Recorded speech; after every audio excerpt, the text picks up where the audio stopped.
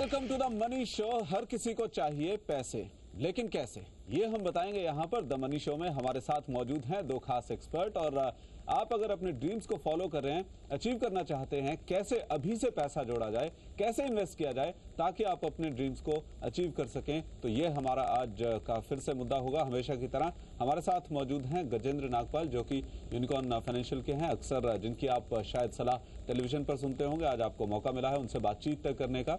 गुरप्रीत सिंह हमारे साथ हैं, फाइनेंशियल प्लानर हैं, और उनसे भी हम पूछेंगे कि किस तरह से आपको अपनी फाइनेंशियल प्लानिंग करनी है, क्योंकि आगे चलकर आपके क्या क्या गोल्स आने वाले हैं, उनके हिसाब से अभी से कैसे पैसा लगाना है, ये काफी। और अगला सवाल हम अब लेंगे राजकुमार मलिक का। बताइए राजकुमार जी, क्या सवाल? सर मैं टर्म इंश्योरेंस लेना चाहता हूँ, क्योंकि मैं पहले जैसे मैंने 2006 में ना यूलिप में मतलब लिया था मैंने, तो अभी मैं देख रहा हूँ कि मेरा पैसा स्टिल कुछ नीचे ही हुआ है, मतलब बराबर ही है। चलिए, ये यहाँ पर एक ट्रेंड गुरप्रीत थोड़ा सा उल्टा हम देख रहे हैं। पहले क्या हो रहा था कि लोग कह रहे थे कि हम अपना टर्म इंश्योरेंस में जो पैसा है वो डालना बंद कर दें और यूलिप ले लें।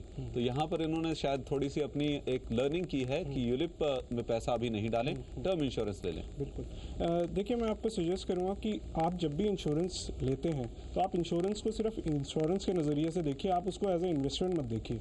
और अगर आपने यूलिप में आपने निवेश किया है, तो मतलब अगर आपने इन्वेस्टमेंट के पॉइंट ऑफ व्यू से आपने निवेश किया तो definitely you will be disappointed. और अगर and you know the best form of insurance मेरे एक्सपीरियंस में टर्म इंश्योरेंस ही होती है। तो मैं अगर आप यूलिप से आप डिसअपॉइंटेड हैं उनके मतलब स्टॉक मार्केट जैसे नीचे गई है, तो ऑफकोर्स आपकी वैल्यू भी नीचे चली गई होगी। But I would strongly recommend कि आप उसको बंद मत कराइएगा। अगर आपकी वो इंश्योरेंस की पॉलिसी आपने ले ली है तो उसको आप कंटिन्यू कीजिएगा, क्योंकि पहला जो साल होता है उसमें मैक्सिमम चार्जेस कटते हैं, तो आप उसको कंटिन्यू कीजिएगा, डिसकंटिन्यू मत कीजिएगा।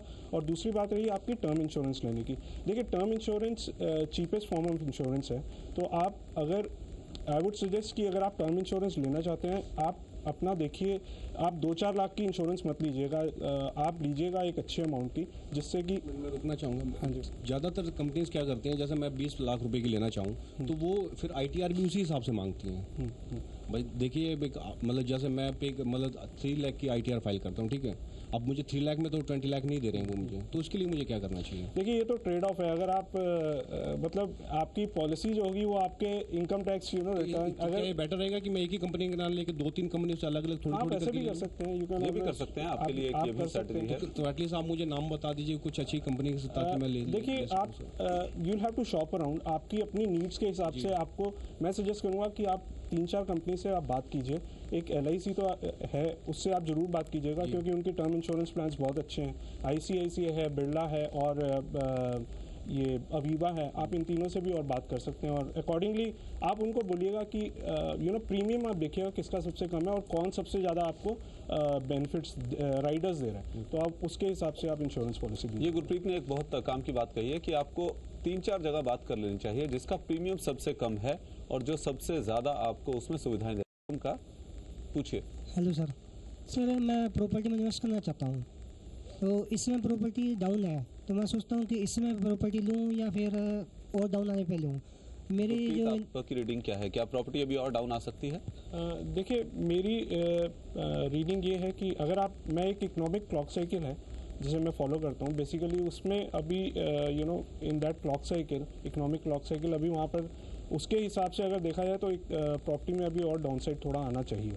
और मेरे ख्याल से अगर आप प्रॉपर्टी और जब इंटरेस्ट रेट्स थोड़े कूल ऑफ होंगे, सबसे पहला इम्पैक्ट यही होगा कि शेयर प्राइसेस जो हैं वो वापस ऊपर जाएंगे, उसके बाद कमोडिटीज़, उसके बाद आप देखेंगे कि प्रॉपर्टी के रेट बढ़ने शुरू होंगे। तो मेरे को लगता है और 2-2.5 साल तक तो प्रॉपर्टी में बहुत ज़्यादा बढ़त आप कंपनीज। जी गुरप्रीत, कई बार तो ये भी कहा जाता है, कई लोग कहते हैं इंश्योरेंस करवाने के बजाय कि आप LIC करवा लीजिए, तो वो अभी तक क्या स्थिति आपको लगता है बरकरार है? और जैसे ये सेफ्टी की बात करें तो कोई इशू वाकई में है क्या?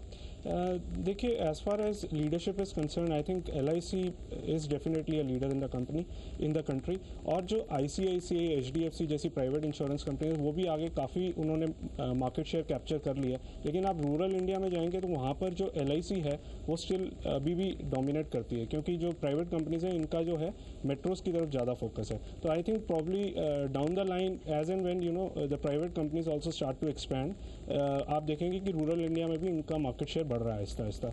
और जहाँ तक रही